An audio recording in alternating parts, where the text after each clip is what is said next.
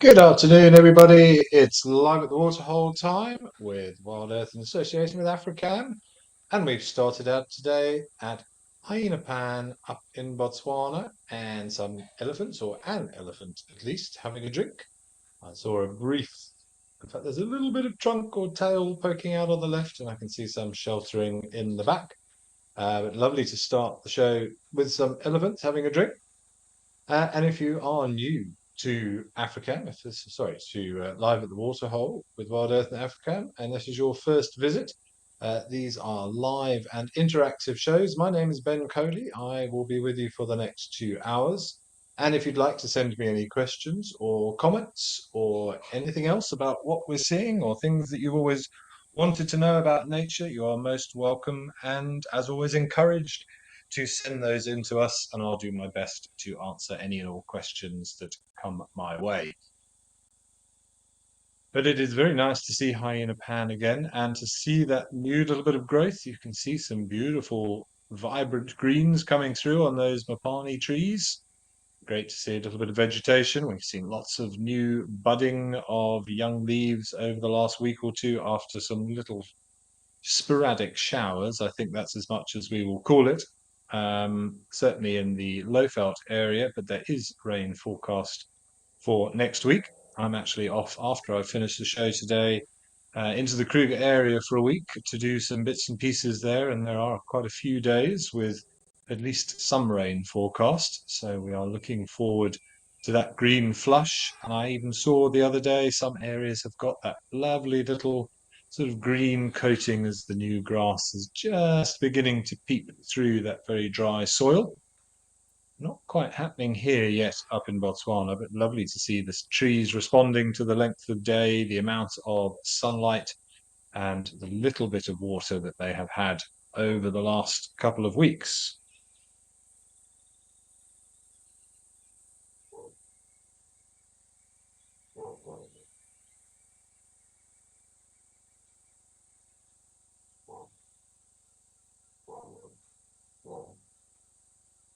I'm not sure how much rainfall they've had up at Hyena Pan. I imagine not much more than a little bit of drizzle here and there. Certainly can't see any increase in the level of the water, but certainly the ways the trees are responding would suggest that they have had a little something up there. It's a tough one. It's always a bit annoying when you're out in the bush, especially in an open vehicle, and it does start raining, but we're in such desperate need of it. We enjoy it nonetheless. I have packed a lot more clothes than I normally would because drying these clothes out can sometimes be difficult. Temperatures are a lot lower, although it is rather humid and muggy today, I have to say, in the Hoedspruit area. At least it's not 45 degrees and baking sunshine. Good morning, Ari. Thank you for joining us in the Netherlands. It's 11:30 where you are, so you're an hour behind us. 12:30 in South Africa at the moment.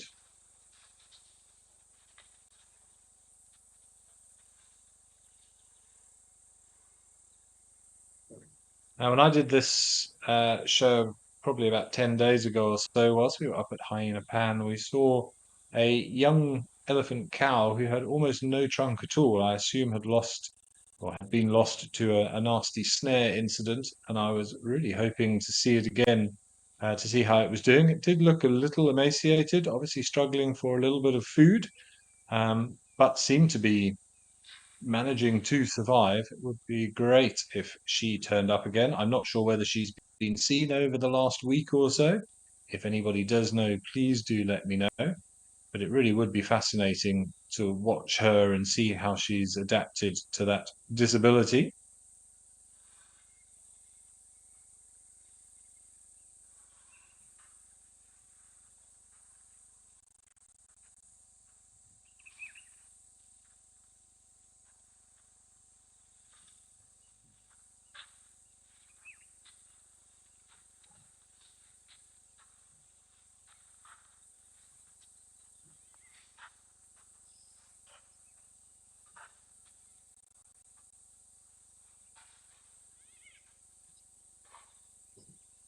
Interesting how that little one went to the other side of, I assume, mum, a young mum, possibly Slightly nervous about the approach of this big bull, although he seems not too fussed at the moment.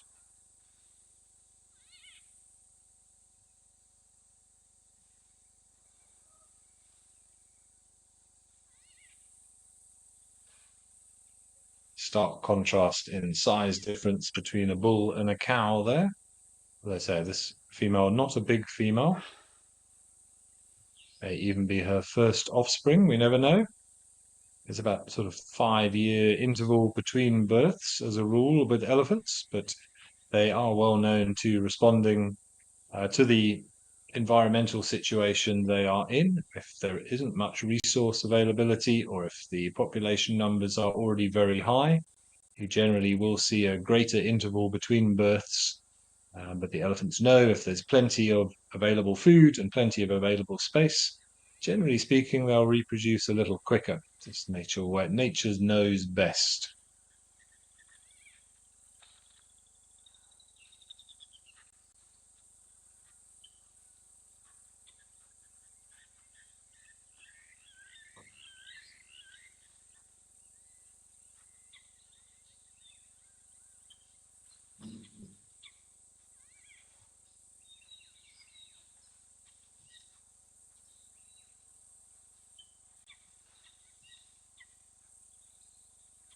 Or even smaller one coming in.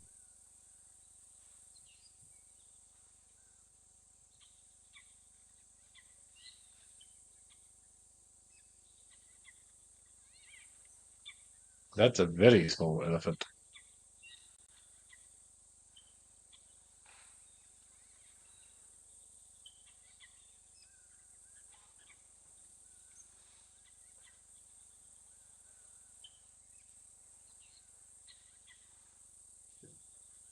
Saw some interesting footage here from a hyena pan a couple of weeks ago, or a week or so ago, with a couple of hyenas that were harassing a herd of elephants that were drinking here, that did have a very young one in tow.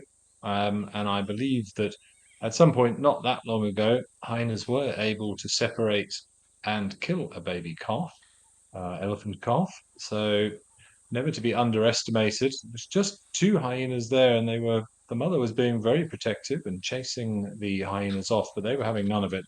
I think they knew they had the upper hand in terms of agility, and just with two of them, they weren't going to get anywhere, but you could see they were certainly thinking about it. They were making little forays towards the adult, but the mother was being very defensively minded. The little one was taking shelter right underneath her belly, in between the legs. Very, very safe area.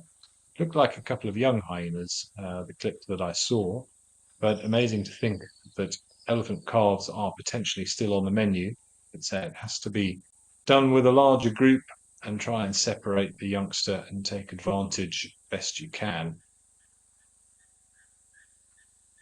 Not something that happens very often, but certainly has been recorded. Spencer, in terms of sort of gauging the age of a baby elephant, it's very difficult. We have to sort of guesstimate to some extent. A lot of it's just done on size in relation to the mother. So generally speaking, if the little one can walk underneath mum's stomach without touching it, it's definitely younger than a year old. I would say this one that's coming in for a drink now, if I had to guess, I would say is probably about somewhere between, I'd say maybe 8 months to a year. The other little one that we saw earlier was a lot younger, only a couple of months old. So to some extent, it is a bit difficult. You just have to look at the level of development and the size and the girth of the trunk, the shoulder height, but you can't just compare it to mum without figuring out how tall mum is, because you get smaller cows and larger cows. But as I say, a very generalized rule. If it can walk under mum's stomach, it's definitely less than a year.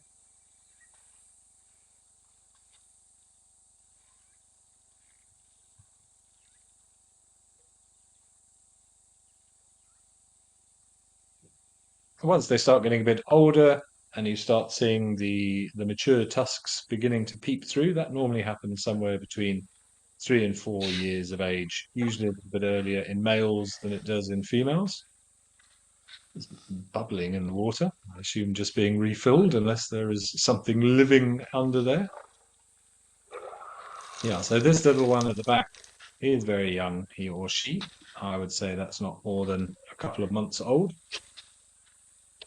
Young ones are also normally very, very fluffy. If we can get a close-up look, if you see lots and lots of hair, the more hair they've got, the younger they are.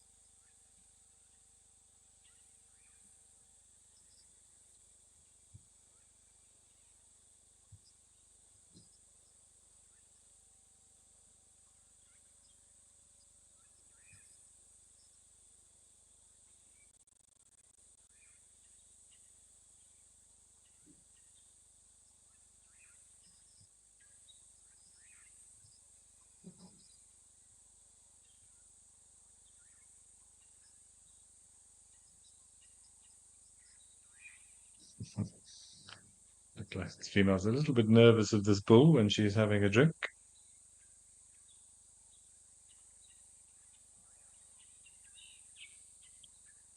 With regard to the age question, it's also worth mentioning that, of course, there is a big difference in size between males and females. So generally, little boys at the same age of little girls will be a little bit bigger as well. Another thing you can look at or look for is behind the ears. So a very young elephant will still be pink behind the ears. The best way to age an elephant in general, though, of course, is from its teeth, those six sets of molars that they have throughout their lifetime. So it's the same way you would use to age things like dogs and horses. We also look at their teeth and the amount of wear and tear on those teeth. So a lot of the books will say life expectancy of an elephant in the wild is up to about 65. But of autopsies done on elephants in the Kruger National Park, the oldest one, unless there's some updated information, the oldest one I know of was aged about 57 or 58 based on its teeth.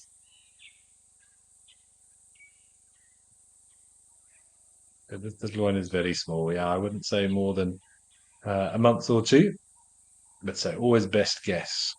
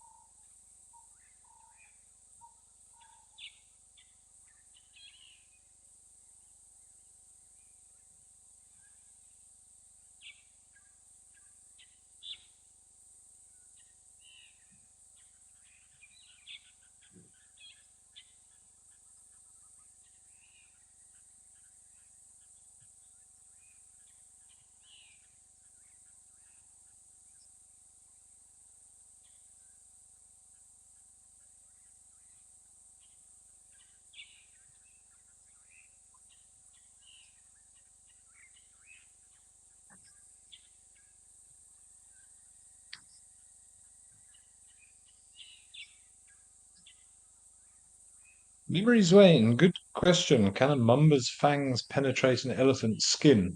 I would think of an adult, very unlikely, depending on where the elephant was bitten, of course. The skin around, particularly around the shoulders, is very, very thick, more than an inch perhaps, so 2, 3 centimeters. So in that case, I wouldn't have thought a mamba would be able to. Remember, mambas are fixed front fangs, so they don't have massive fangs like the viper family. So the adders we've got out here have got hinged front fangs, so they have a longer injection needle, as it were, to get that venom in, but very, very rare that elephants are afflicted by snake bites. But never say never. For a youngster, though, like that, I don't see why not. It's not something that I've ever come across, but I know there have been records in India of elephants, of young elephants, succumbing to king cobras, which interestingly I read the other day have now been divided into four subspecies as opposed to just one species due to various coloration differences that people have discovered. Oh, this elephant's lost her tail, some of her tail. So memories, I never say never, but I wouldn't have thought so unless it happens to be bit on that very thin skin behind the ear. Maybe something like the trunk, which has got probably a little bit more blood flow, but doesn't happen very often. That I would be comfortable in saying. So what bothered this bull? I did have a very interesting snake encounter the other day, which I will tell you about shortly. I don't know what bothered that bull. I got a fright from something.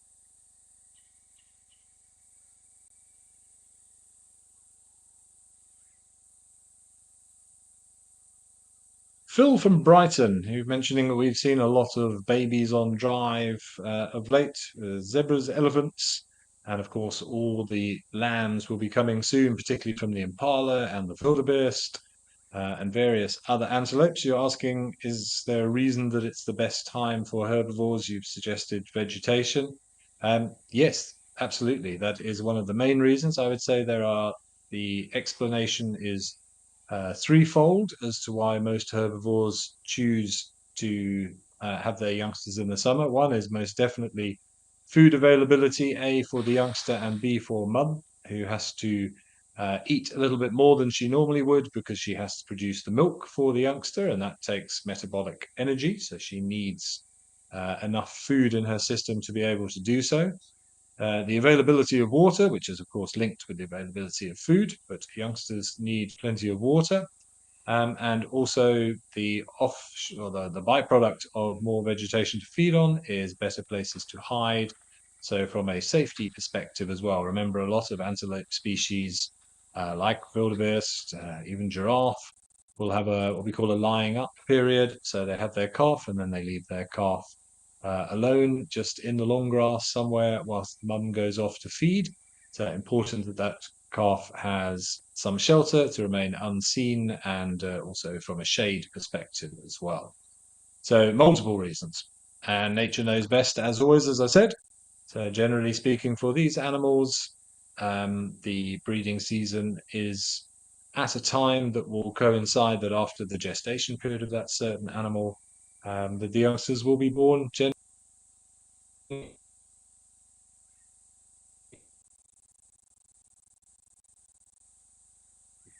Right, I didn't catch where we were going to next, but I think we are going to go somewhere. Let's see where we're going. It'll be a surprise for everybody.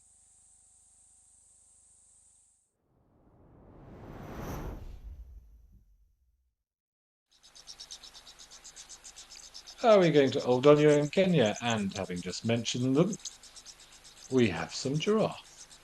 A male on the left and looks like a female on the right. Based on the ossicones on those horns, you can see how much more established and large and thick the giraffe's ossicones are on the left. So that looks like a young male.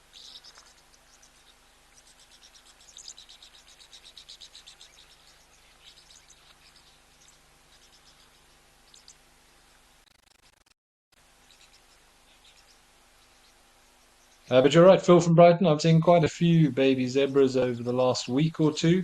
He's still waiting for that first impala lamb, but I can't believe it's going to be longer than the next week or two. Some of those impala ewes are so pregnant at the moment. They look like, just bumping into a branch that pokes them in the stomach might start the birthing process. Some of them look so swollen and heavily pregnant at the moment, so it really won't be very long until we see the first ones of the season, I'm sure.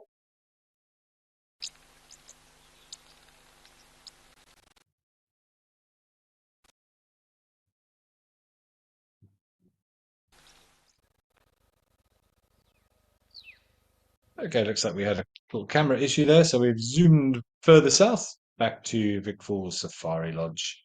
And a bit of a vulture party by the look of it, with some marabou storks as well.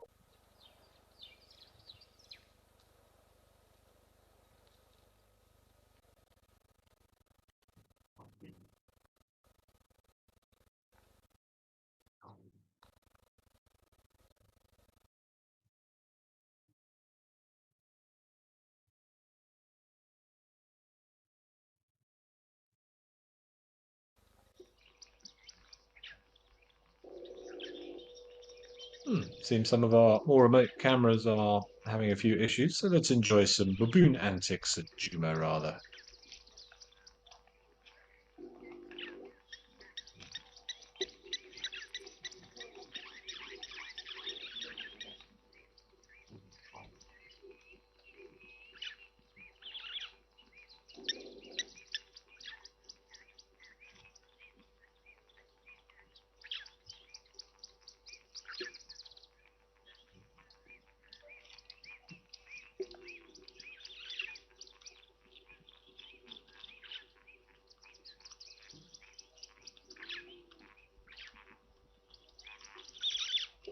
Not unusual to see baboons and impalas hanging out together. It is one of those relationships that we see quite regularly, mutualistic relationships that we see quite regularly out in the bush. They're often feeding together. You'll have baboons in a tree and an impala feeding underneath, benefiting from things that the baboons drop, but more importantly, the eagle eyes of the baboons looking out for danger.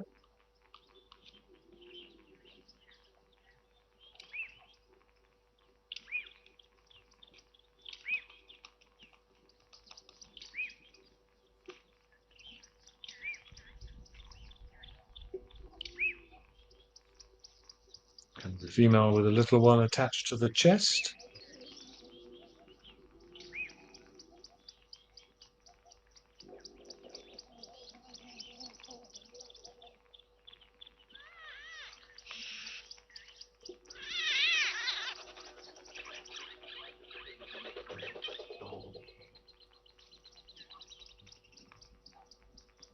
With this water drop now, you can see all the algae that's probably benefiting from the sunlight.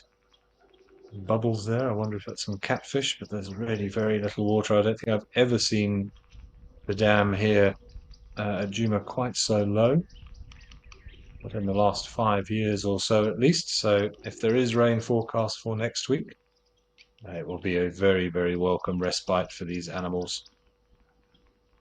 They need to be careful if you have too much algae forming in the water. It can actually ultimately poison the animals. A bit of algae is fine, but if you get too much cyanobacteria and you get those algal blooms, then that can become toxic to animals.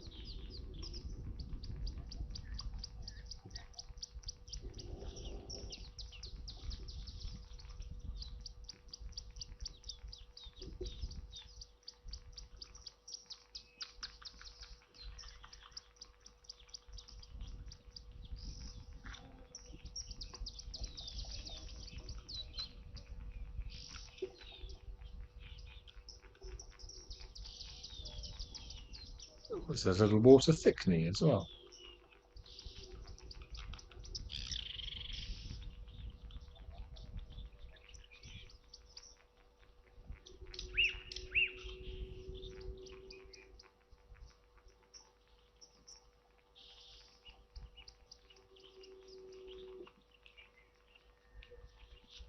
Brilliant camouflage from this thickening.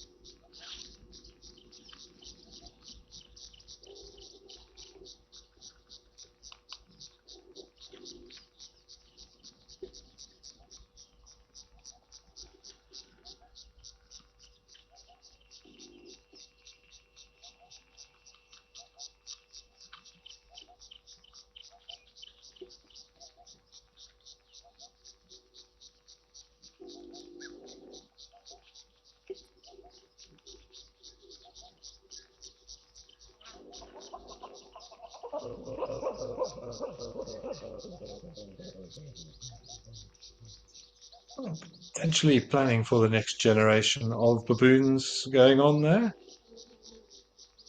We definitely saw that was a male whilst he was sitting at the water's edge just now.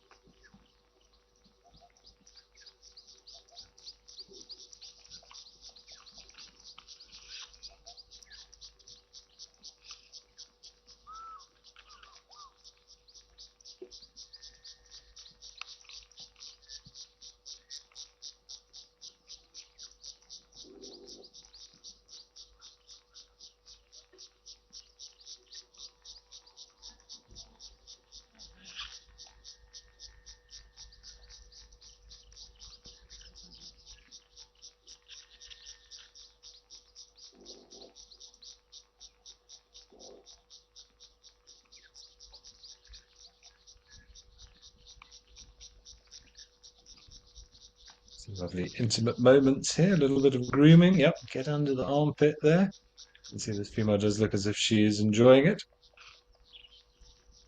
All sorts of little ectoparasites inhabiting the skin there. That wrist cocked.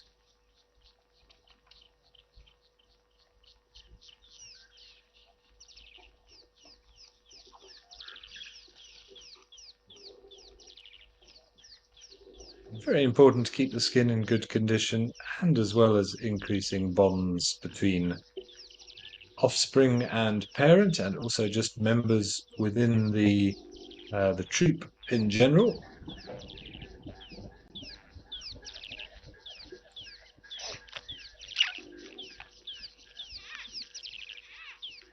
There's a little tiny one there on the left.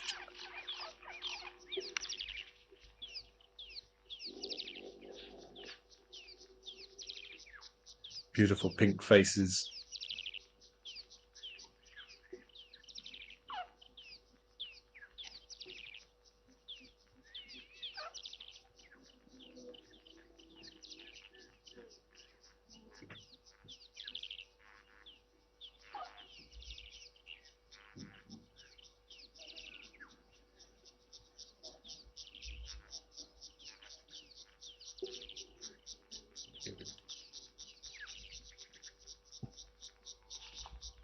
That is exceptionally cute. I love the little pink faces. Oh, we're not sure about that impala approaching. See Mum taking invasive action.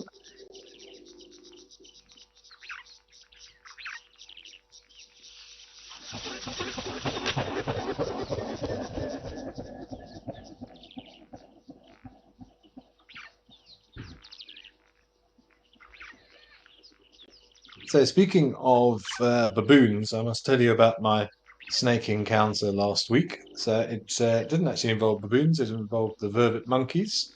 I was actually out doing some birding along the Blythe River, and we heard monkeys alarm calling, but not the classic call that you get from a leopard or a lion or a terrestrial predator. Of course, vervet monkeys have different alarm calls depending on the potential danger, and to some extent we can pick this up. So instead of that repetitive that you normally hear from the vervet monkeys, this was a lot shorter and quicker. Again, I apologize for my impressions, but more of a sort of a repetitive rhythm like that. So I assumed snake and went in for a closer look. It was actually along the fence line where I was. So I'm sort of scanning the trees, looking for a mamba or a boabslang. Um, couldn't see much, but I was looking exactly where the vervet was looking, and it was looking kind of out into the open. And then I happened to glance down, and lying probably only about 2 meters of me, but on the other side of the fence, was an enormous rock python. It was about 3 meters in length, and I actually thought that it had got stuck in the fence and had died because it just wasn't moving at all. So my first thought was to try and lever the electric fence off the python's back, but the power was off, and the snake was in fact still conscious. It then started to react. What I should mention is this snake had eaten, I think, the moon is the best description. It was absolutely enormous. I think it had either swallowed a duiker or possibly even a young impala. It looked as if it was about to burst. And you could actually see where it had crossed the road. And obviously decided, probably did initially bump it into the fence and probably stopped because of the shocking. Thankfully, I have since discovered that it was seen by reserve management during the evening. They discovered it there. They turned the fence off and just left it because they didn't want to disturb the python too much, because disturbing a snake that has had a meal is a bad thing. If it feels threatened or stressed, it'll regurgitate that meal. And for such a large meal that this python had obviously eaten, it would have been potentially a dangerous situation for that python.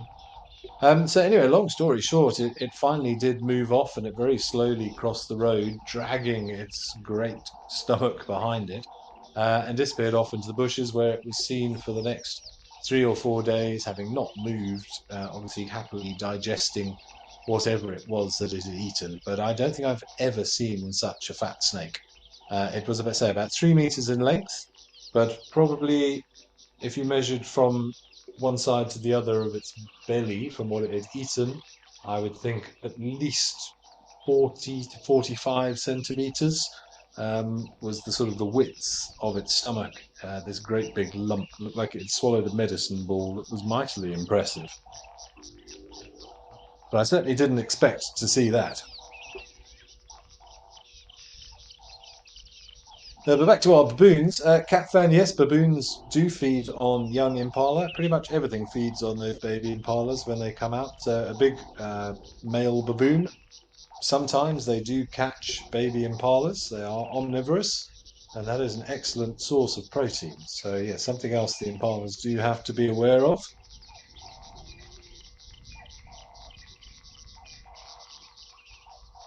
So anyway, so speaking of this snake and digestion, particularly there, I wanted to do a bit more reading on snake digestion and found some very interesting things about pythons, and therefore I assume most snakes in general.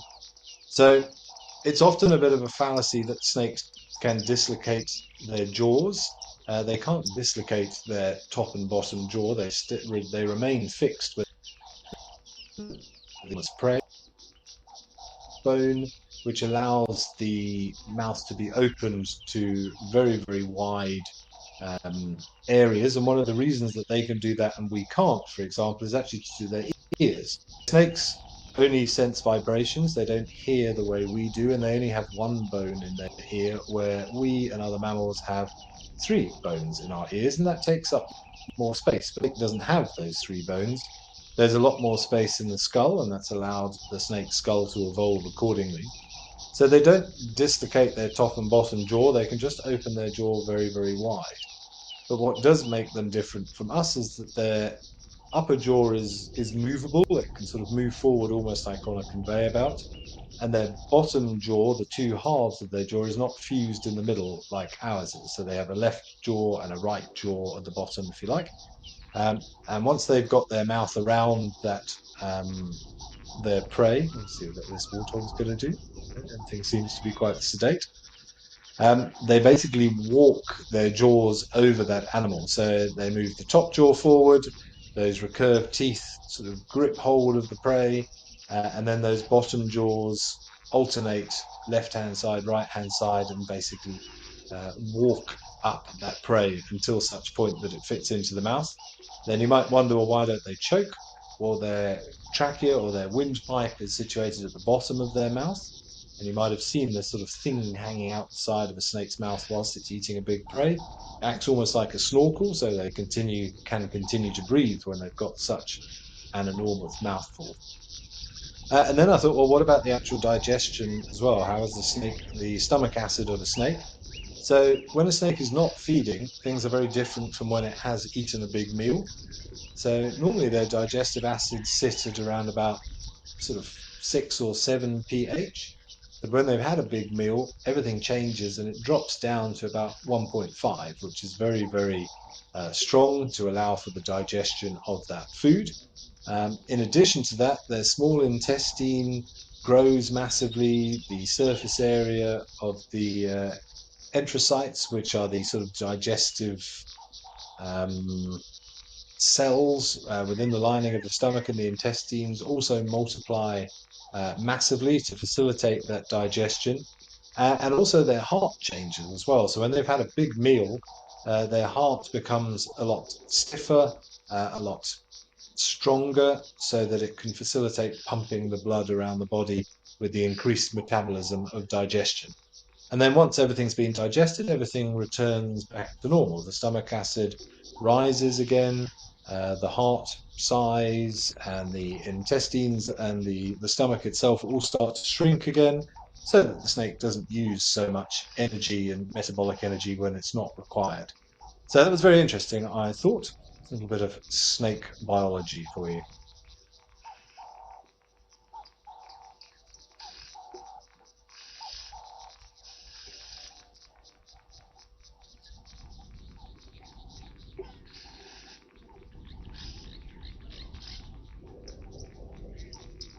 It's a 40% increase in the heart mass after a heavy meal.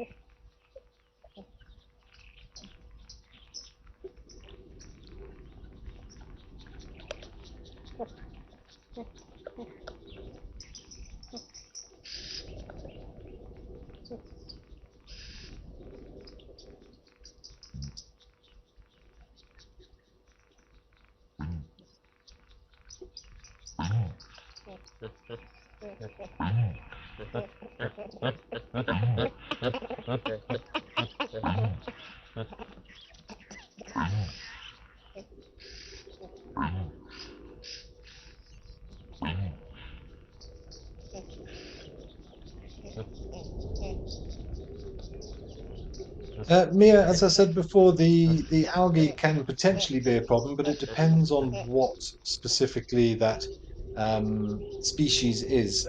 A lot of species of algae and or cyanobacteria, which also manifests with this sort of greenish blue coating, are not toxic, but certain ones are, and they can become very damaging. So it very much depends on the type of algae. It seems in this case, I don't think we have a particular problem, but it is something that's monitored, particularly in the Kruger area. Every now and again, we have what's called an algal bloom of this cyanobacteria, and so it can lead to mass deaths and mass poisonings of animals. So it's something that reserve management will take notice of, and they will do tests to find out whether or not it is a problem. It's more prevalent in areas that have seen a lot of agriculture because of the use of nitrogen-based fertilizers. So during rainy periods, the nitrates in those nitrogen fertilizers end up in the water, and that actually is very, very good growing conditions for algae. So when the water starts to dry up and the temperature of the water increases with the added and now slightly more concentrated sort of fertilizer base which has ended up in that water, it can lead to serious algal blooms, which in areas which, if there is a lot more water there and there's a lot more aquatic life underneath, that can be devastating. It changes the balance of oxygen within the water. It stops sunlight from penetrating through, and you end up with this sort of eutrophication is the proper word for it. So just a big change in the quality of the water for those things living underneath the surface.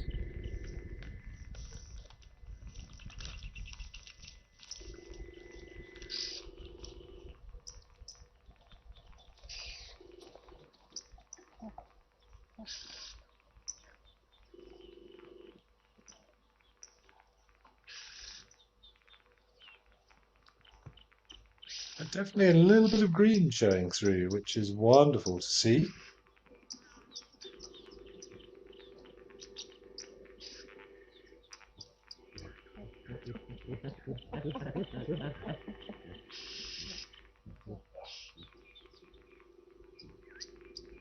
Nice close-up aerial views of a red spike thorn by the looks of it, growing up against the camera tree.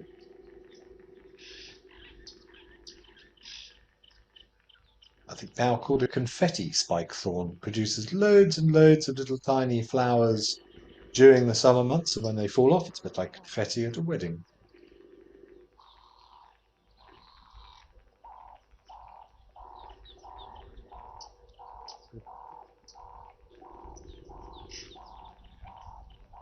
Yeah, looks like we've got a wildebeest entering the fray as well. But I think we're going to head back up to Victoria Falls and have a look at some birds.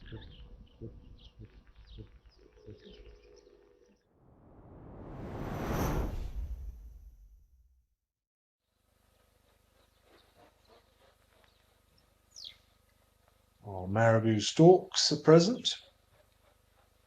Looks like the vultures congregating on the tree at the back up there. A couple more coming into land. But say, my little birding day, I actually went again on Saturday, found a lovely spot. I'm looking for a Pell's fishing owl, but as yet have not found him there. But so I have spotted finfoot and blue-collared, half-collared kingfisher down there recently on more than one occasion, but got a couple of other fabulous birds the other morning. Beautiful pygmy kingfisher, one of the intra-African migrants. First one I've seen. Oh, look at the croc. That's very cool. Oh no, camera. No, as if he's raising his body up and walking on those legs. Oh, that's a shame. Well, we've got another croc at Tau instead. But in addition to the pygmy kingfisher, the most exciting thing was there were some brilliant views. He very kindly sat in the tree, probably no more than 15, 20 meters from where I was standing, and only about 4 or 5 meters up on a dead tree was a European honey buzzard, which is not a bird that I see very regularly. In fact, I think it was only the second or third time I've ever seen one, and a first for me in the Lowveld. My previous honey buzzard record was down in KwaZulu-Natal at Amakhala, I think. So that was very, very special. Took my bird list for that area along the Blyder River up to 103 now.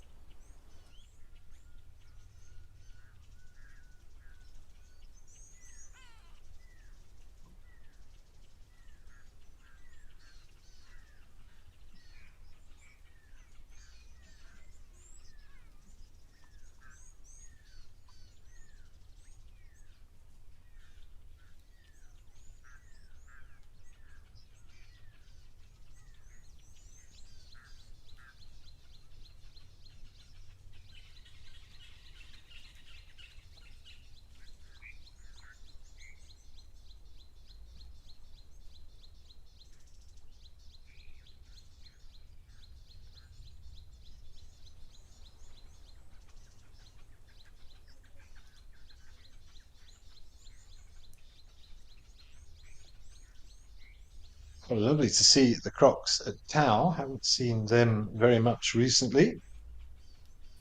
One disappearing off into this lovely, vibrant green reeds and grasses. This one enjoying a bit of a bask by the looks of it.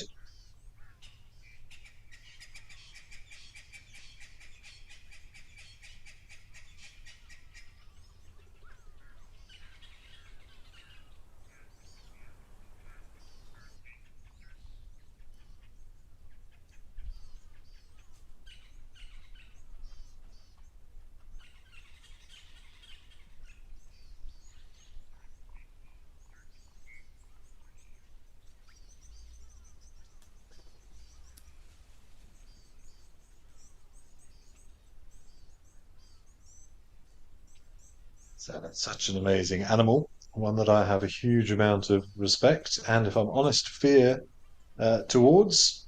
These things scare me more than most other things out here in the bush, with the exception maybe of the solifuges, which are just horrific. But there's just something so spectacularly prehistoric about these crocs, those serrated little bony fins running down their back and along the edge of the tail. It's very dramatic, but of course they are armor plated and play a very important role. Those little fins in terms of thermoregulation, with the blood vessels flowing through them and allowing the blood to warm up when basking in the sunshine. And look at this rather regal looking grey heron.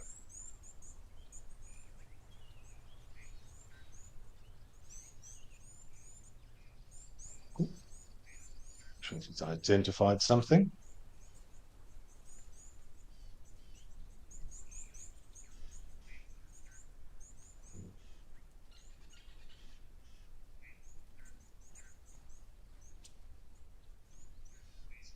Cat fan, you were saying that you had the occasional outings in the lakes in New York during the summer. Yes, unfortunately, I'm not surprised. It is a problem. I know of a few waterholes over the years that have had to be closed in Kruger due to these algal blooms.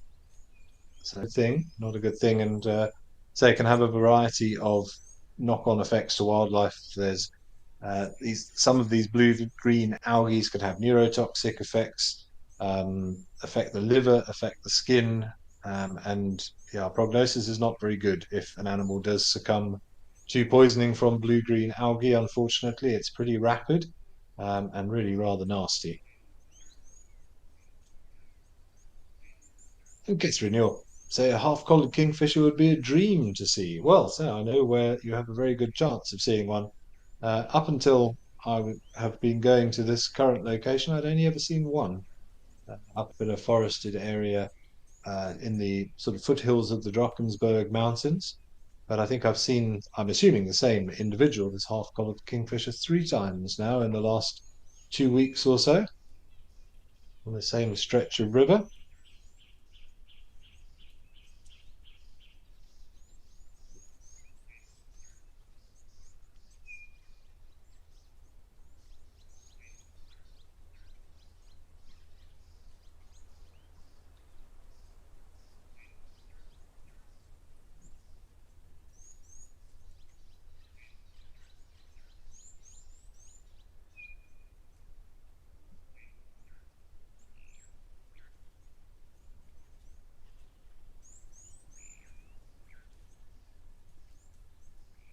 Up Periscope. What did you see? Or were you just having a neck stretch?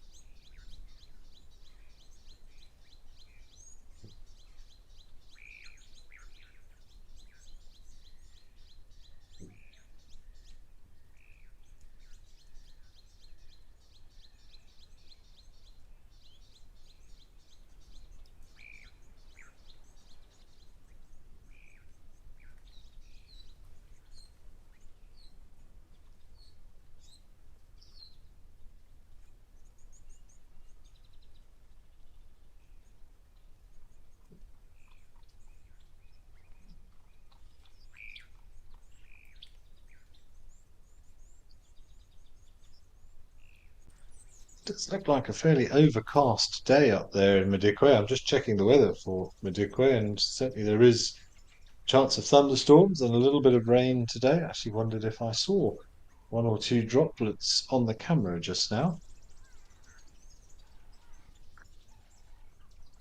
There we got that little black crake, a couple of yellow-billed ducks, I would think. Ah, a little sandpiper in the back there as well. Yeah, interestingly, I saw yesterday that there was a sharp-tailed sandpiper seen at a reserve down in KwaZulu-Natal, which was only the second ever report of one of those such birds in southern Africa and a first for South Africa. So, speaking of birds, big birding news. Sharp-tailed sandpiper. And there's also been a spur-wing lapwing that was seen up in the north of Kruger recently as well, which is also way out of range of where it normally would be. I was lucky enough to see a few of those in East Africa, but that don't generally come down to these parts. But yes, this sharp-tailed sandpiper is not even on my bird app that I use. Didn't even occur on there. Normally found only in Australia, it seems, and then they go up all the way up to Siberia for breeding during the Northern Hemisphere summer.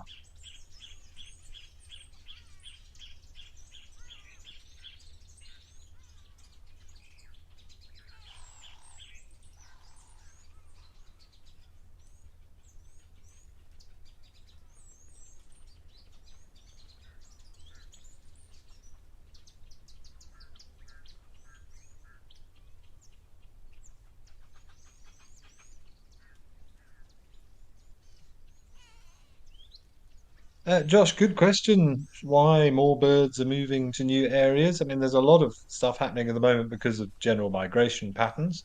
A lot of birds flying south to escape the rather unpleasant cold, wet winter months in the northern hemisphere. Many of whom will have bred up there, and they just come down here basically to get away for some summer sun for them. Um, Otherwise, I mean, there's all sorts of potential reasons why more and more birds are turning up in weird places, although it has always happened. Vagrant birds are nothing new. Um, it could be for a variety of reasons. One is always, pressure from mankind. But generally speaking, at the moment, other things you can look at are severe weather systems, storms that blow birds off course. There are, of course, this idea. One thing that just sprung to mind, and I know there has been some research done on this, but I can't give you specifics. Um, we are in solar maximum at the moment. That's why we've had all these beautiful aurora shows over the last sort of 6 months or so. All that energy coming off the sun, which does go in a cycle, and we're peak at the moment. That is affecting magnetic fields and other long range migratory means that birds use to travel over big distances. So that may have something to do with it as well. Or maybe they just want to go exploring, see something new. Blacksmith lapwings, three-banded plovers, lots going on at Madikwe today in the avian world.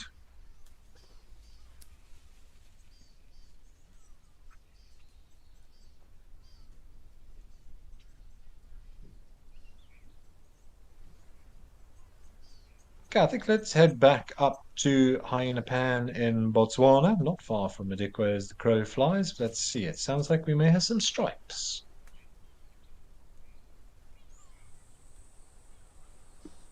Ah, some hiding stripes. I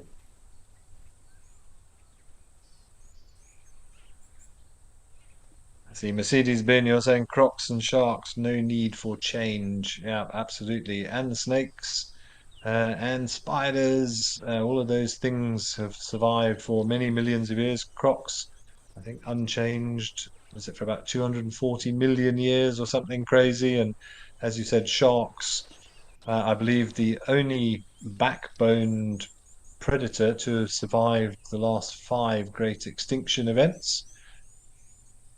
Mightily impressive animals.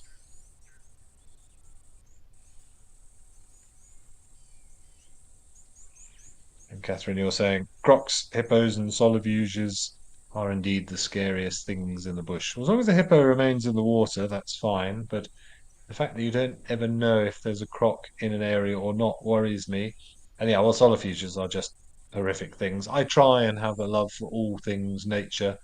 And as long as it's a safe distance from me and not moving, I will delight in a solifuge and look at it and read about it and take pictures of it. But when they start moving and running around, the whole room clears, that's for sure.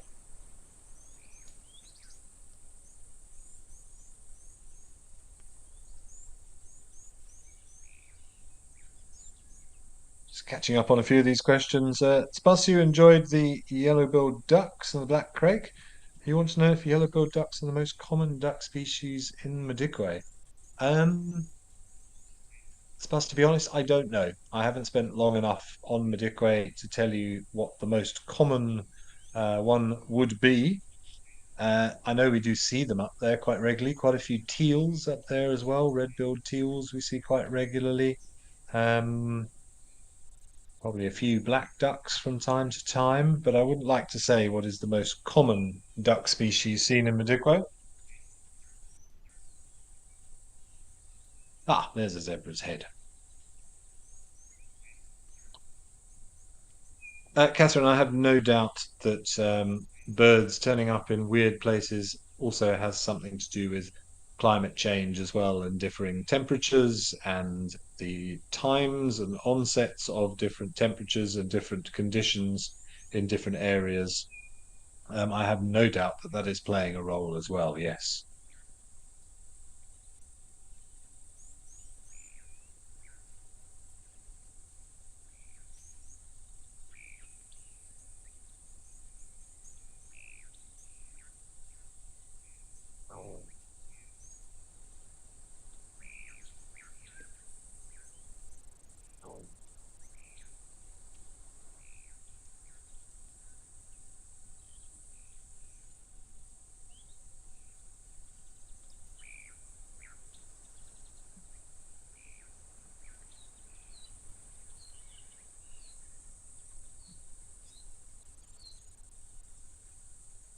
If we could just arrange for these zebras to sidestep 3 or 4 paces to the right, that would be slightly better.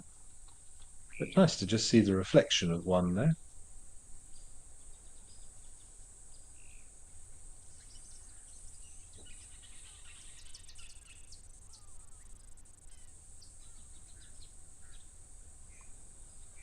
Oh, there we go.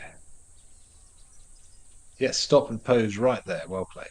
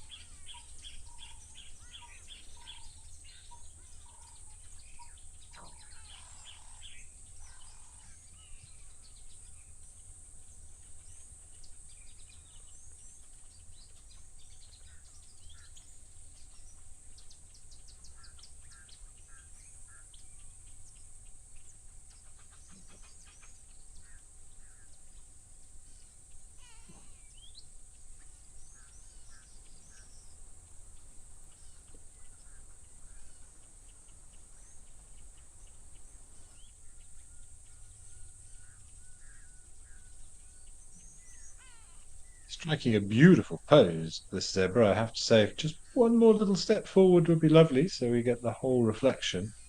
But looking very regal, looks like a stallion, this one. And so, despite the lack of grass, looks like in good condition. I don't see any evidence of a sunken back. The mane is still standing up nicely. Amazing how these animals are able to survive during these harsh, dry periods.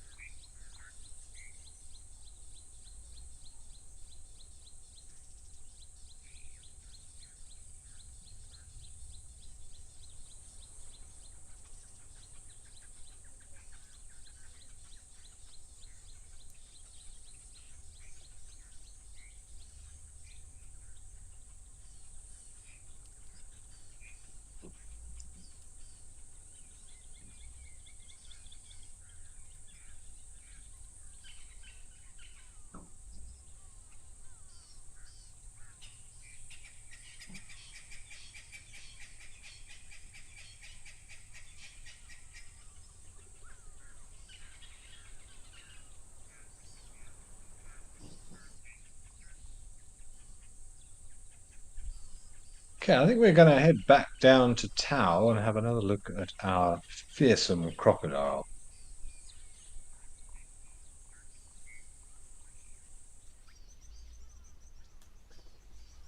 Ah, he's giving us a full view of his teeth. Say his, could be her. Very difficult to sex crocodile without rolling it over and poking it around and see what you find. But up to about 80 teeth in that mouth, and should one break, another one will quickly replace it. Amazingly, they can replace a tooth up to about 50 times during their lifetime if needs be.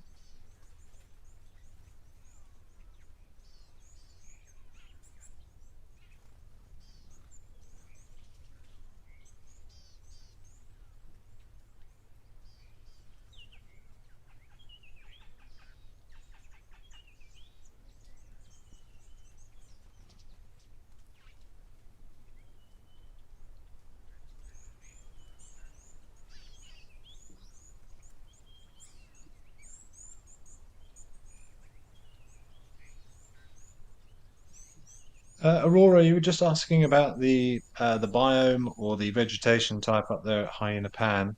I would assume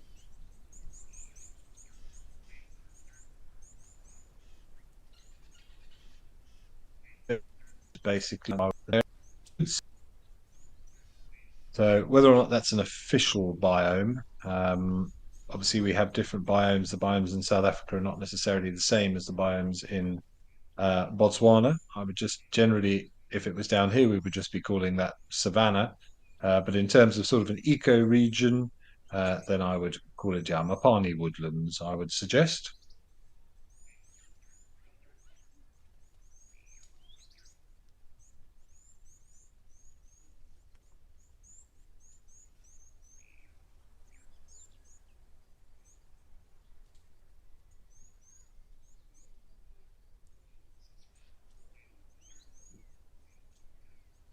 A great view into the mouth of this crocodile. Could use a bit of a teeth clean, I reckon. And you can see that smooth bit of skin at the back on the lower jaw, the bit of the tongue, and what they call the gular flap, which is that area of skin which closes when the crocodile has its mouth open under the water to stop water rushing in.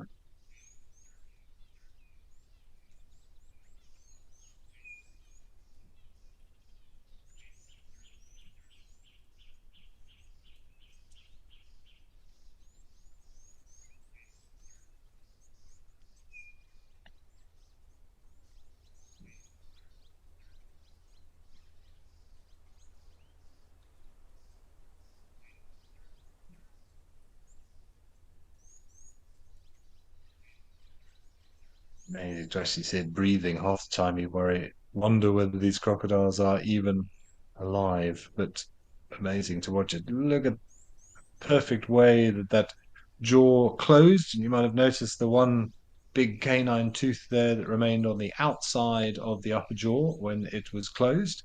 One of the distinguishing features between a crocodile and an alligator. Only the crocs have that exposed canine tooth. I think it's the fourth canine, and also a much more pointy snout than the alligator.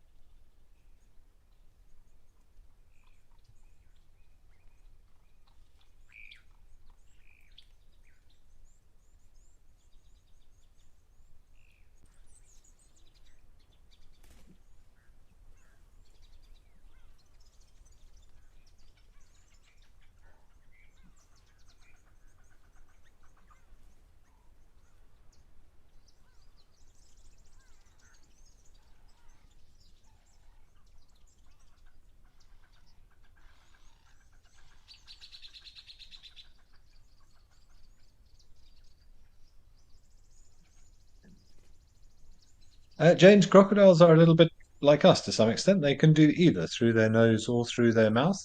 So lying there with the mouth open, quite capable of breathing through the mouth, but also capable of breathing through those nostrils, which is obviously what they'd be doing if they were lying or floating on the surface of the water. They're capable of doing both.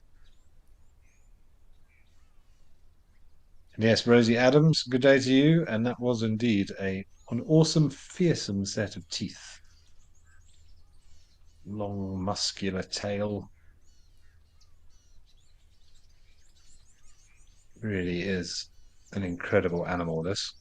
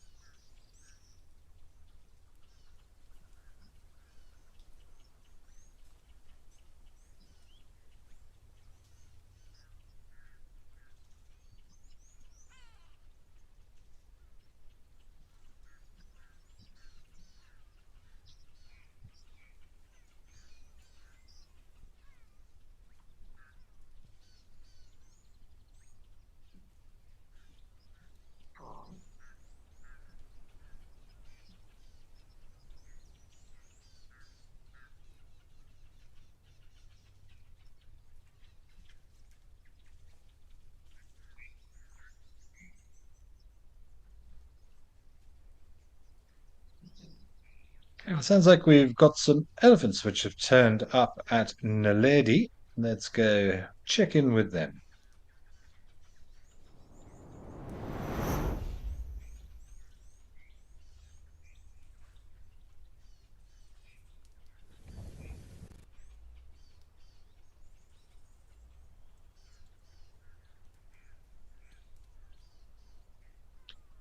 And let's come back to Tao.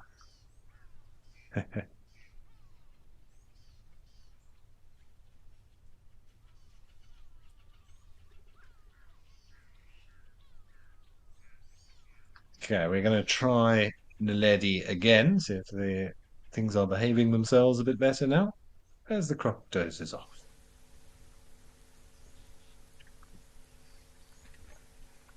Beautifully directed by Nadine there, waiting for the crocodile just to close its eyes as then we then miraculously head back over to Naledi and enjoy these elephants. Crocs, of course, are capable of unihemispheric sleep, where they will literally sleep with one eye open or one eye stays open, and the other half of the brain, or the brain on the other side, is having a little sleep. So we'll let that croc have a bit of a rest and enjoy these ellies for a while.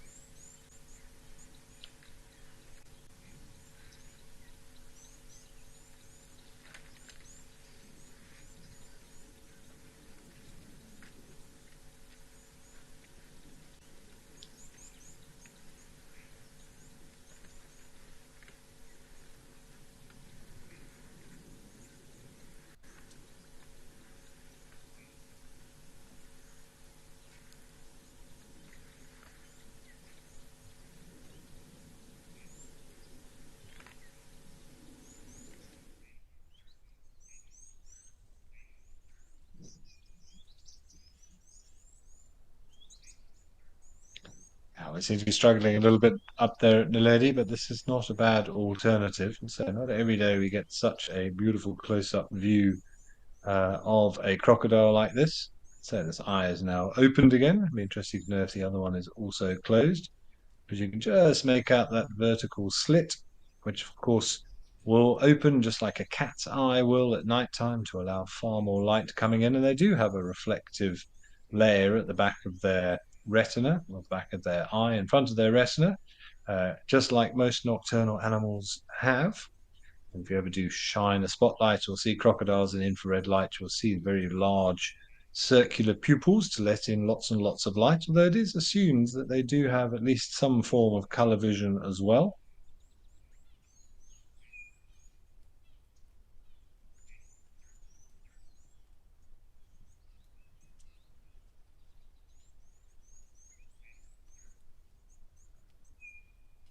Very good binocular vision with those forward-facing eyes, very close together as well, so quite a narrow field of view. And you can see those almost enlarged eyelids, which just help to protect the eye. And in stressful situations like going in for an attack or a conflict with another crocodile, you can actually see those eyes sort of suck backwards into the skull a little bit just to protect them with that bony sort of covering of the eyelid. Maybe if we're lucky, we'll see that nictitating membrane, that secondary eyelid, sweep back and forth across the eye just to give it a clean. And they're usually engaged when the crocodile is underwater and act like goggles, just like birds do when they're flying fast in the sky as well. They'll also use those nictitating membranes to just keep dust and other bits and pieces out of the sensitive eyes.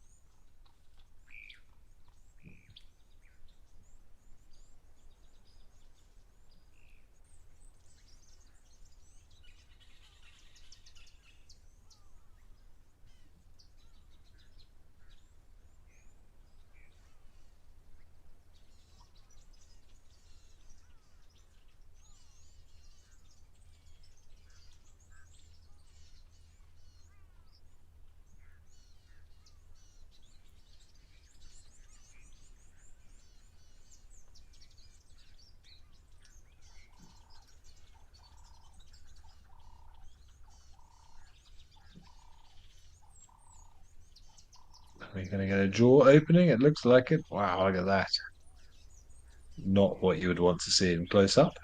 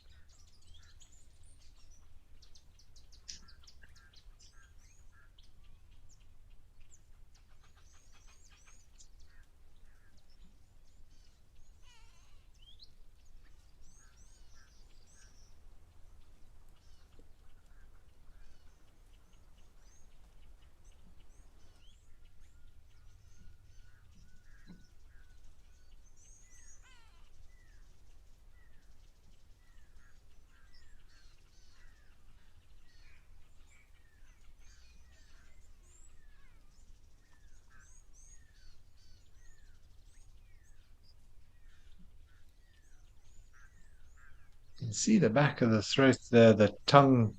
I assume the tongue muscle that is moving. That's it. I don't believe that to be its pulse because crocodiles have a very slow heart rate. So I wonder if he's just sort of pumping the tongue a little bit just to help facilitate with thermoregulation. Maybe he's getting a little bit warm. It's not sunny, but the ambient temperature is still pretty high up there. We saw the elephants flapping their ears briefly up there in the Ledi, despite it being relatively overcast. So I'm wondering if that is a form of gular flapping that we see in birds, and of course, birds and reptiles being quite closely related. Just a way of producing a bit of airflow over the tongue to lose a little bit of lose a little bit of heat through evaporative cooling.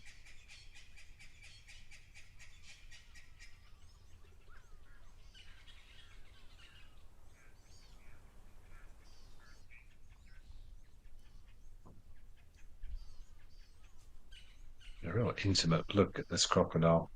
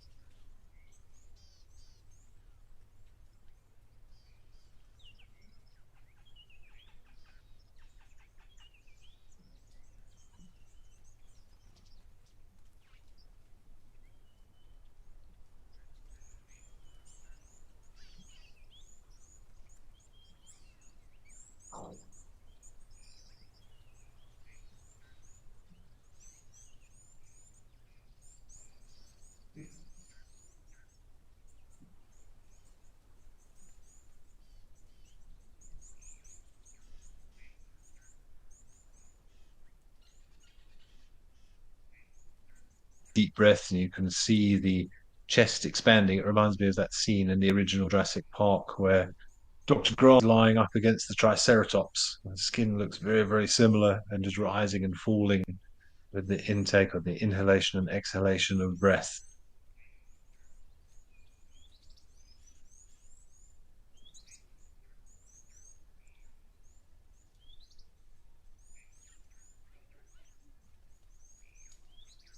Cat fan, you're comparing the crocodile stare to that of a buffalo. I agree. I want to be stared down by a crocodile, or one of those either. A crocodile. I feel the crocodile is going to win any form of staring contest.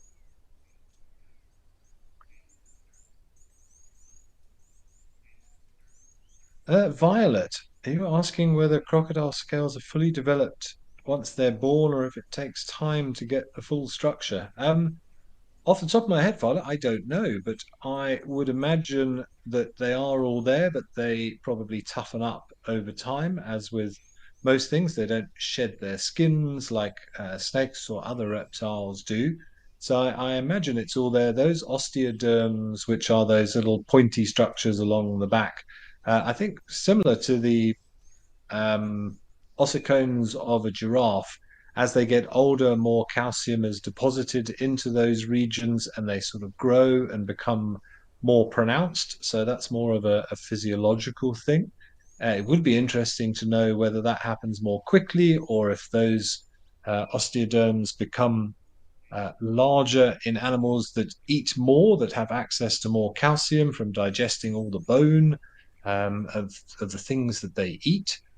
But yeah, I would think that they are born with all the relevant parts. It just takes quite a few years for them to toughen up, and then for those protrusions to grow to this sort of extent.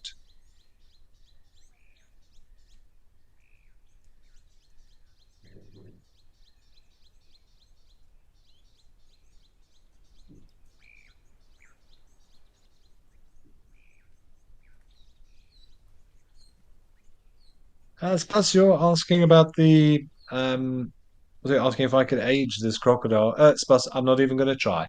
To be quite honest, I wouldn't even know where to start. All I can tell you is that male crocs, do get bigger than female crocs with age, but say with a lifespan of up to 100 years potentially. I'm not, and the fact that they replace their teeth very, very regularly, so we can't really use teeth to age them. Um, I wouldn't even like to say, but if we knew if it was a male or a female, we could maybe hazard a guess based on its size. But say, short of rolling it over and seeing if it has hemipenes or not, um, we couldn't even really do that from here. So any figure I would give you would be a complete guess. And for once, I'm going to sit on the fence and honestly just say I don't know for that one.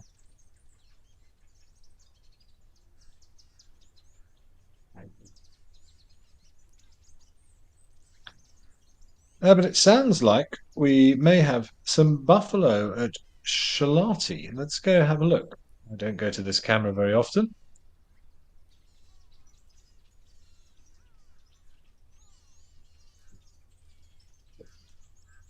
Shalati sunrise. Not so much sun around today, though, but a couple of old Duggar boys enjoying life next to the water in the reeds. So be very, very careful wandering around reeds close to water, particularly this time of year. Between crocs and buffaloes, as we said, not a place that you would like to find yourself.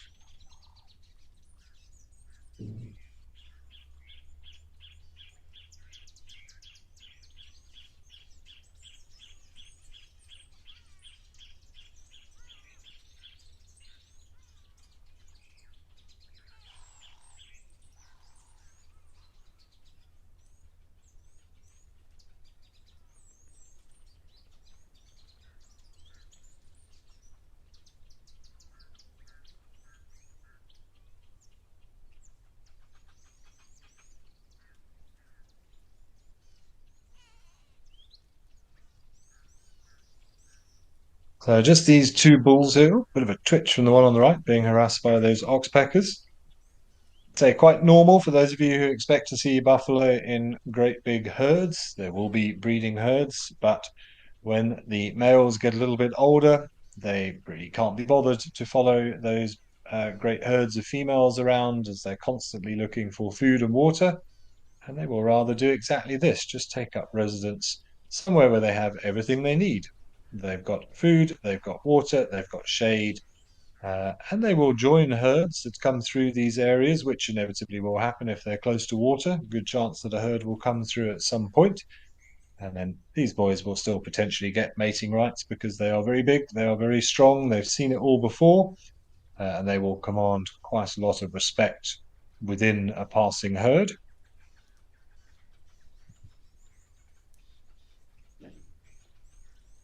But just happily ruminating, particularly the one on the left. So a lot of people think on cool over or cooler overcast days, you'll see lots and lots of animal activity. Often it's quite the opposite because the animals do this. They're just conserving energy. They're lying down, just ruminating, generally taking it easy. Why I think we didn't see so much activity at Tau that we normally do. There's normally a wash of mammal species at Tau, but there's not a lot happening today, bar that beautiful crocodile.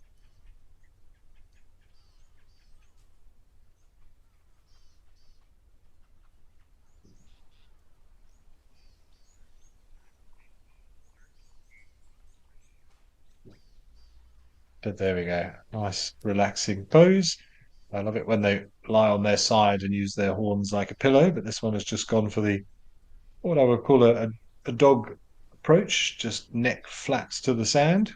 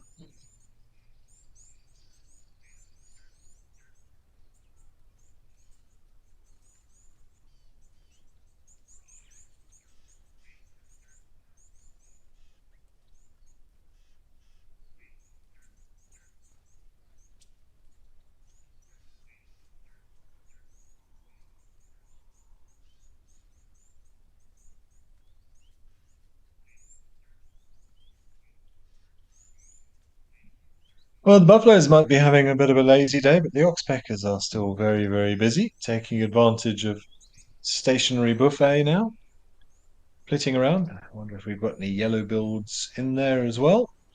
Often do see them on buffalo this time of the or nowadays, not this time of the year. We see them year round.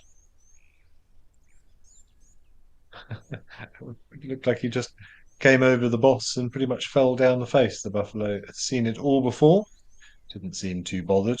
Probably quite nice to some extent, getting a little bit of a massage.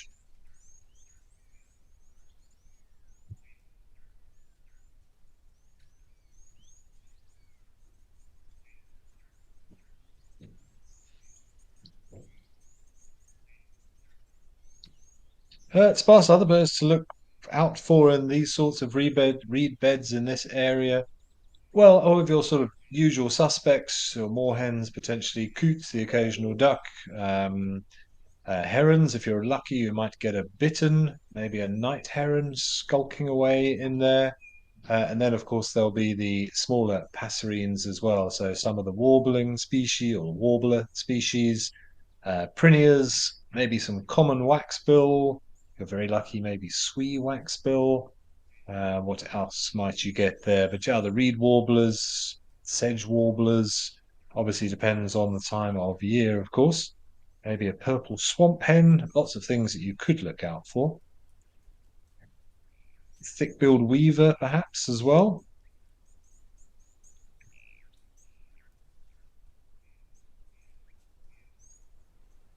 And Rosie Adams, yes, oxpeckers do generally when they are eating ticks. Of course, they'll also just pick at the blood and scar tissue on an animal if it has any open wounds.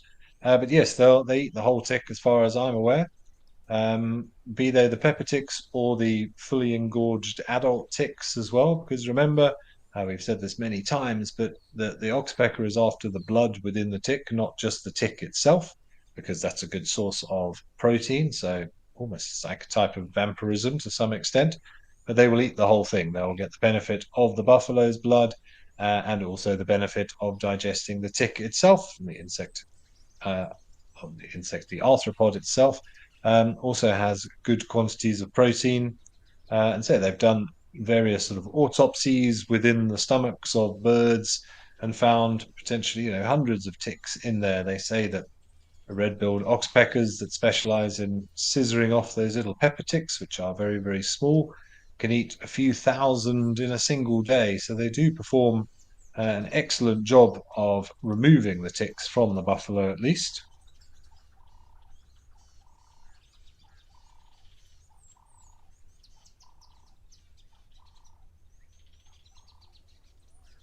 Mercedes Benz, they do look peaceful, don't they? It's a good, relaxing, carefree day. It is a Sunday after all.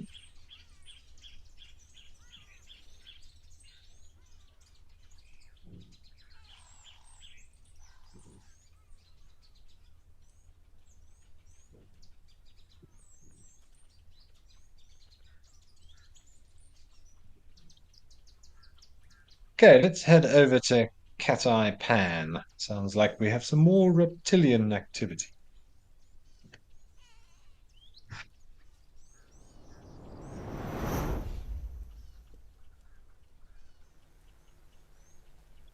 Ah, hello, Mr. Terrapin.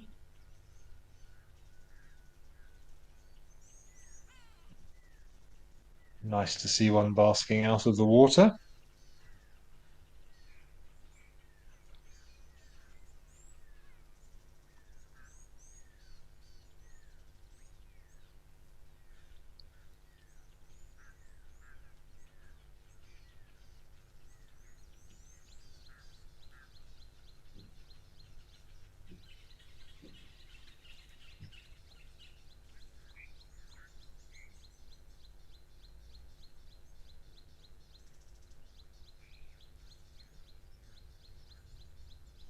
I suppose you were asking if I've ever encountered buffalo in an unexpected place. And I'm trying to think what I would consider an unusual place for a buffalo to be. I mean, if we're out walking somewhere within the Lowveld at least, I mean, the chance of running into a buffalo anywhere is uh, definitely an option. Obviously, you generally even more cautious in thick vegetation around drainage lines, riverbeds close to dams and rivers themselves. But you can bump into them just out in the open felt as well. So it's uh, one of those things that you're always aware of. That's why listening for oxpeckers, particularly, you saw how many oxpeckers were on those buffaloes. So thankfully, those old individual buffaloes generally do have quite a few oxpeckers in tow, which might give you as an early indication. And if you were inadvertently to bump into a herd, again, chances are you would hear them moving through the dry grass this time of year at least, or be alerted to their presence by oxpeckers. Yeah, I don't really know of unexpected areas. I suppose the most unusual place that I have seen a buffalo anywhere would be um, in the sort of the Kalahari area, up in the Swalu area, just because in my head I don't expect to see buffaloes sort of associating with sand dunes, but there's also sort of bias in terms of where I've or the type of biome that I've spent most of my career. So I suppose, yeah, the push that was the only thing I could think of. But buffalo, I would generally assume I could bump into at any point on any walk anywhere within the Lowveld.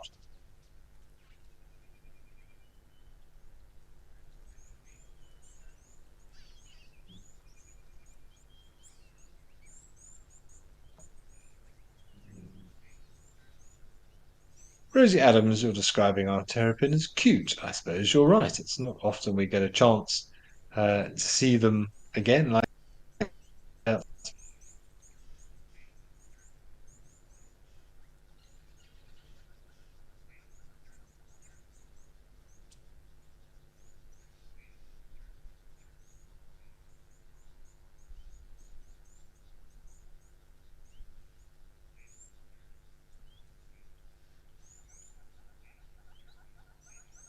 Don't have claws. They just have stumpy nails, and they certainly don't have webbing.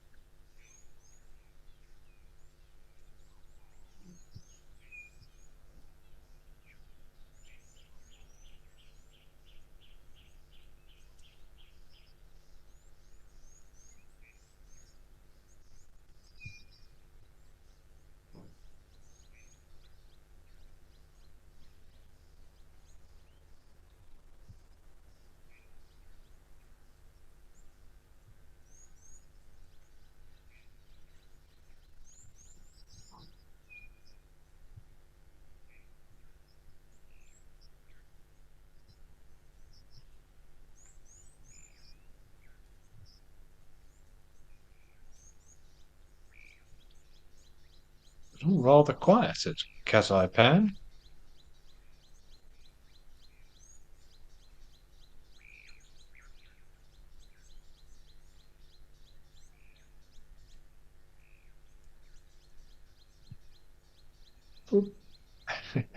See the way they tuck the head in sideways there. So again, unlike a tortoise, it'll go straight back in and then close the feet in front of the face. Terrapin's going in sideways. He's doing some strange sort of yoga stretching. Exactly that. Just having a bit of a stretch out, exposing some parts to the heat that may not otherwise normally get it. Definitely has a spread eagled terrapin.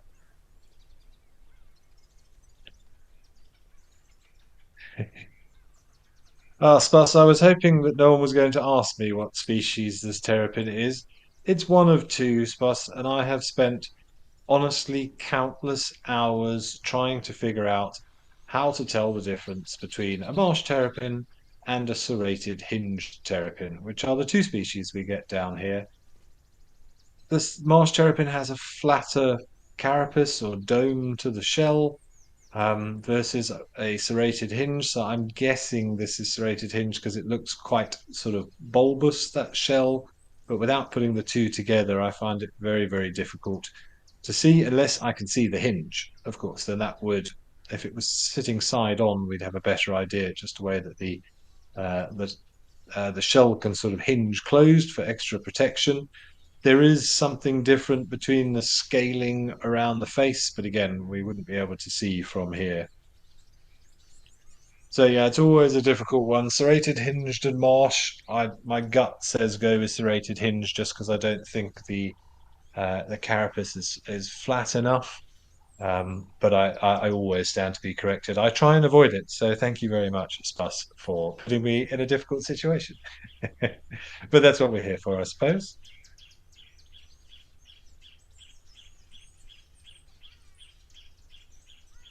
Theodore, do terrapins have eyelashes? Not that I'm aware of, Theodore. Um, no, I'm going to go out on a limb and say no, they don't. But I think what we can possibly see there is a little bit like the crocodile. I would imagine that they have fairly sort of protruding eyebrows, not again from the hair, but the bony structure, just to help protect the eye. And we can see him blinking every now and again, certainly, or opening and closing the eye. Interested by he's done a few sort of yawns there as well, exercising the mouth a little bit. I don't think that's anything to do with heat regulation. Maybe he's got some gas. Who knows? But no, Theodore, I don't believe that they do have eyelashes.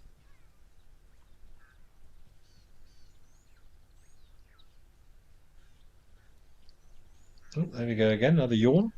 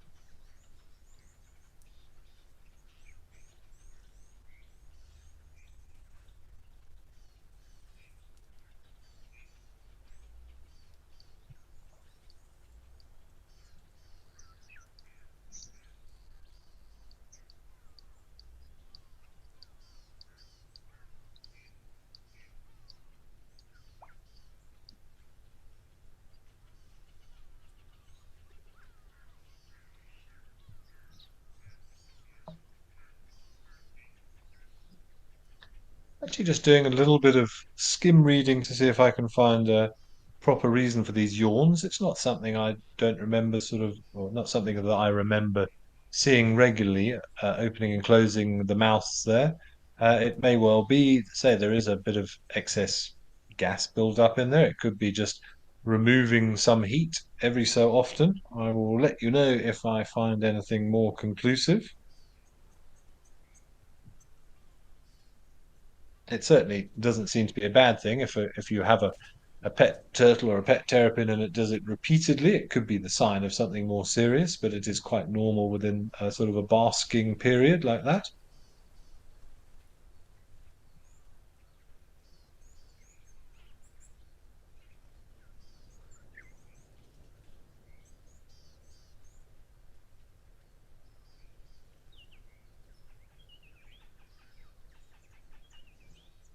Oh, look at this big stretch. I don't think I've ever seen such a opposing terrapin like this. Not an opposing terrapin, a posing terrapin. Definitely showing us a little bit of everything. Really enjoying life.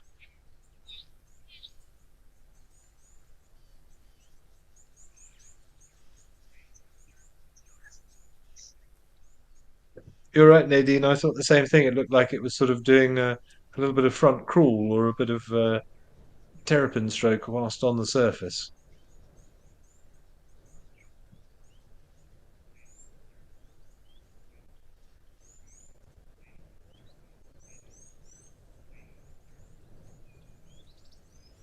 But looking very happy with life, certainly. Between the terrapins, the buffalo, and the crocs, most things deciding to have a very relaxing Sunday. And why would you not choose to do so?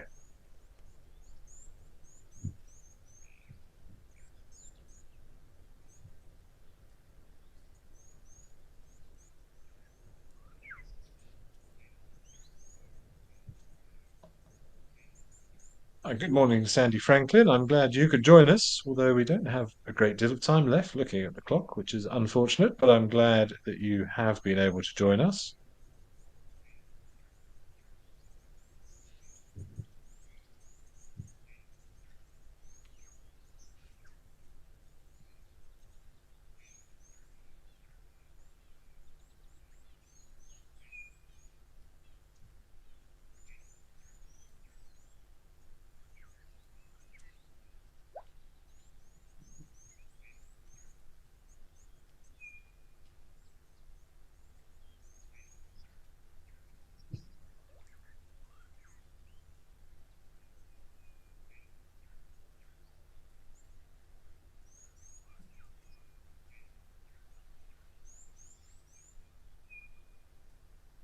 Ethan, I agree. He is indeed soaking up the sun. It does look as if it's got slightly brighter. Maybe that's why he's had a big stretch out, taking advantage of that heat on what has generally been an overcast day thus far in the Lowveld area. Oliphant's West Game Reserve is not far from where I currently am sitting, probably only about 30 kilometers as the crow flies.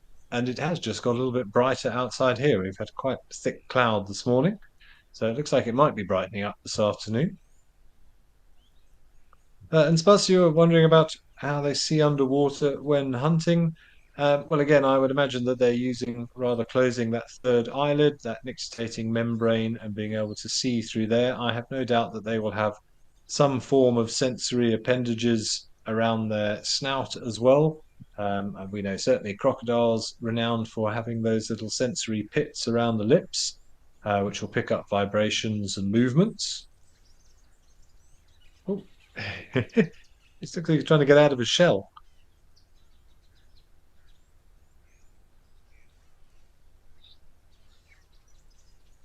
Now that would be something to see. A terrapin removing itself from its shell. Couldn't happen, of course. It is fused to his back with the rib cage, or the rib cage and the vertebrae.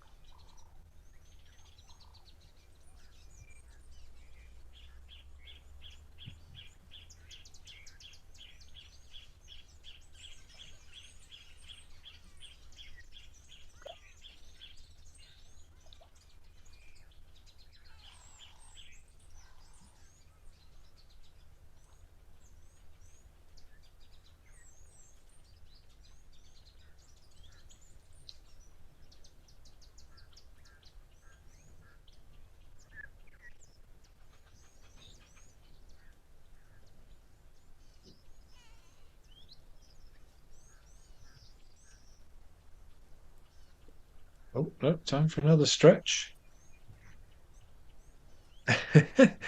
Looks like it's doing some crazy dance moves. I don't know what you call that dance where you sort of wiggle one arm and then move your head and then it sort of the ripples down through the other arm. That's exactly what it's doing. We're going to have to come up with a some form of dance move.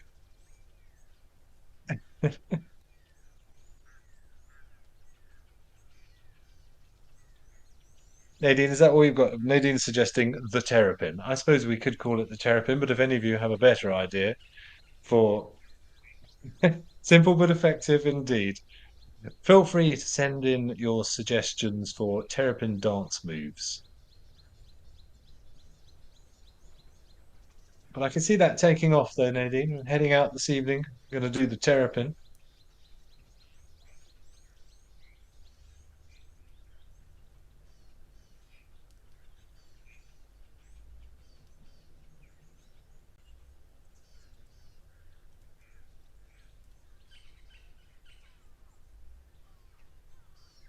Grayson, how often do their shells break in half? Not very often, unless something causes it. Grayson, to be honest, that crocodile we saw would quite happily crunch through the shell of that terrapin.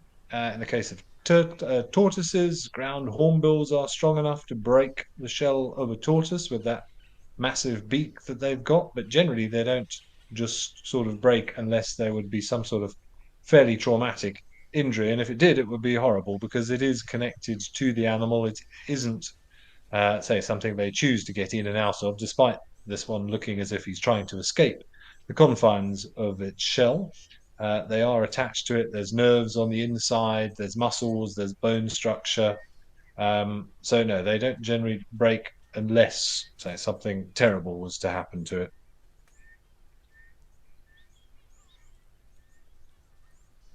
He's going again. Look at it.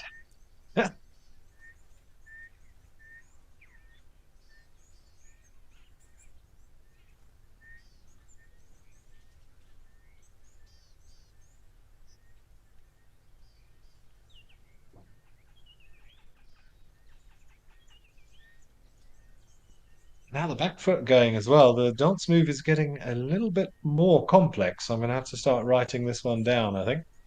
A lot of neck craning, little back foot wiggles. I reckon I'm capable though. And Fuzzy Dunlop, I'm sorry the Terrapin is stealing your best moves. I am sure that after a good night out, I have probably tried to do something similar to that on the dance floor and considered myself the best dancer in the house at that precise moment. And then was probably told quite quickly afterwards that I was horribly mistaken. That's all part of the fun of growing up, I suppose. Well, here comes another one. Maybe it was a mating dance. Is that a terrapin drifting past in the foreground? Quite sure. Is it a leaf? Maybe the most entertaining terrapin that I have ever seen.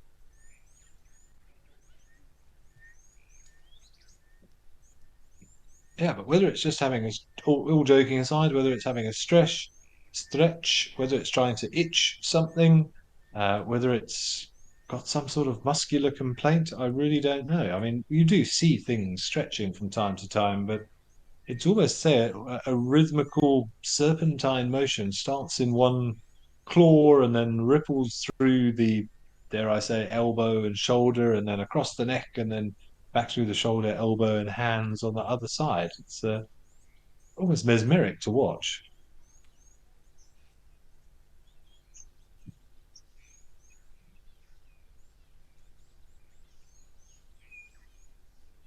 It sounds like this isn't the only terrapin to make an appearance today, so we're going to quickly head over to King's Camp, where there are some more terrapins. Let's see what they're up to.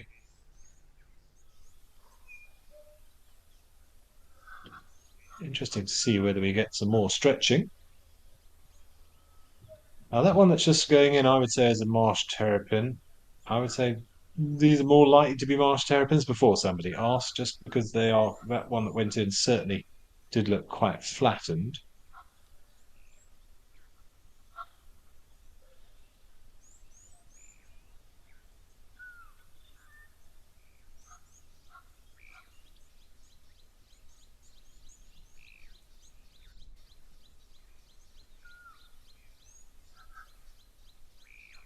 Or whether we have a marsh terrapin on the left and a serrated hinged on the right. I'm looking for any evidence of the hinge, which I'm not seeing at the moment.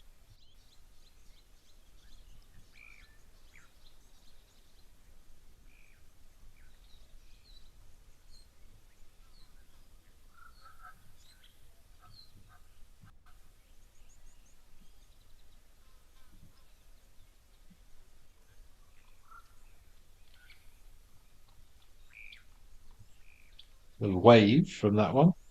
There was some talk that perhaps the one that we just saw disappearing was doing some digging.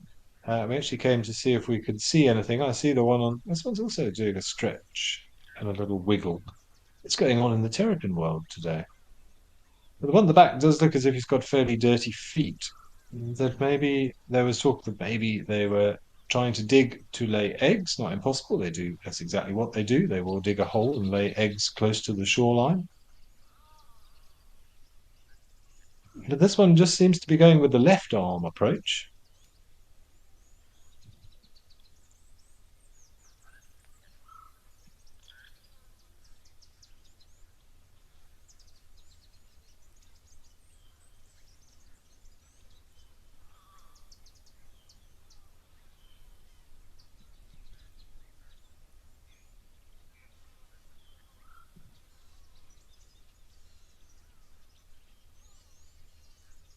So I'm glad you've enjoyed seeing all the terrapins. It's not often that terrapins take center stage on Alive at the Waterhole. Certainly not doing so many amusing things or interesting things, that's for sure. But it has been a very reptile dominated second half of the show, at least. We say those views of the crocodile were really spectacular. Um, and it may be the longest I've ever sat watching a terrapin with sort of genuine enjoyment and interest and excitement to see what it was going to do next.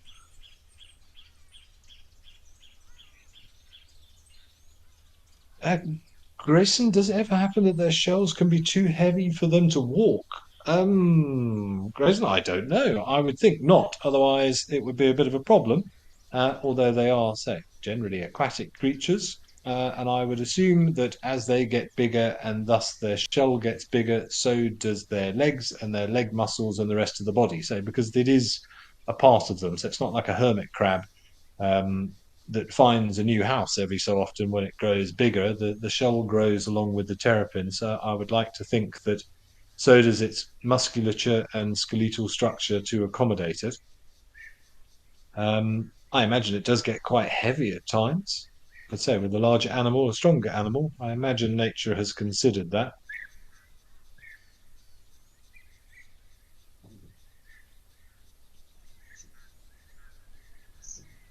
Okay, we're going to head back over to, I forget where was it, Cat Eye Pan, I think, where our dancing terrapin was. Let's see what he's up to.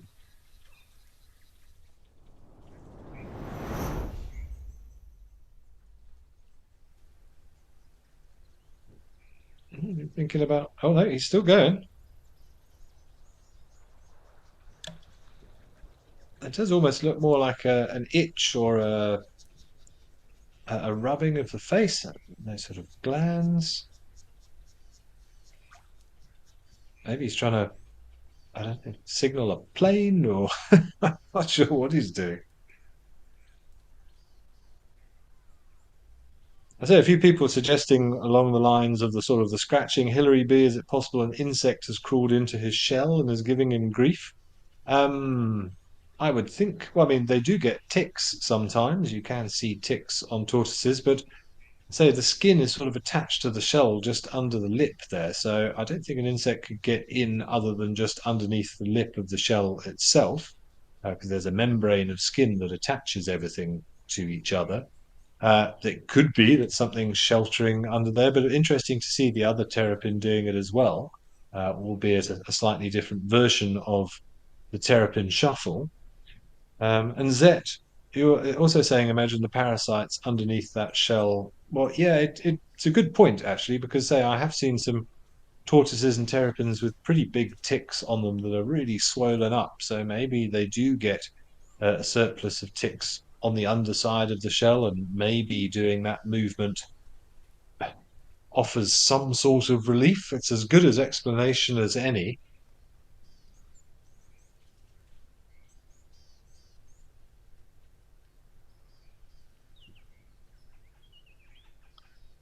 Yeah, another suggestion for sort of skin drying out and maybe just sort of rubbing it the way that, say, some other reptiles do to get rid of layers of skin. So yes, maybe with it being having been very dry recently, that there is being a drying out of the skin, and it's just about removing some of the dead skin cells, looking good for summer and breeding season.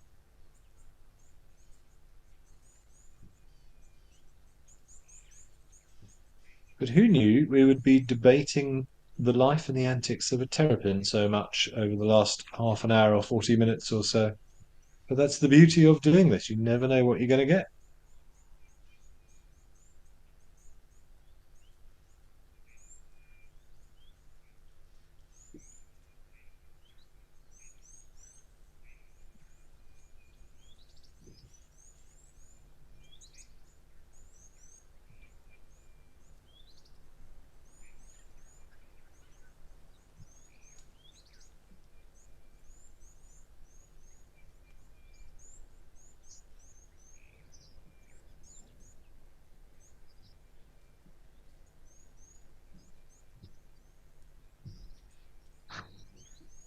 Penelope Kenyon, you're most welcome. I'm glad you have enjoyed our Sunday session. at live at the waterhole. So we've seen some very interesting things. Oh, here we go. That does look like a little nose scratch, perhaps. Is he going to do the rest of it for us? Maybe not this time. But yeah, between the terrapin and the crocodile and little baby elephants at Hyena Pan, cameos from some giraffe. We've seen some great sights again. But this one has been very interesting, genuinely interesting, and something that I've never witnessed on this scale before.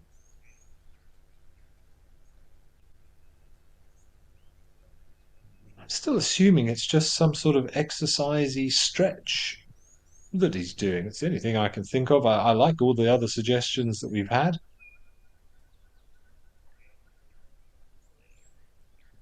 It's like rotating as well. Maybe scratching. I don't know.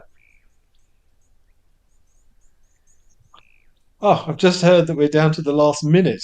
So who knows what this terrapin has been doing, but highly entertaining nonetheless. Zech, you're wondering, would they listen to music if they could? I would think they probably would do if they could. Why not? Maybe there is music playing. Maybe there's some sort of atmospheric rhythm that we are not privy to, that the terrapin is getting down to.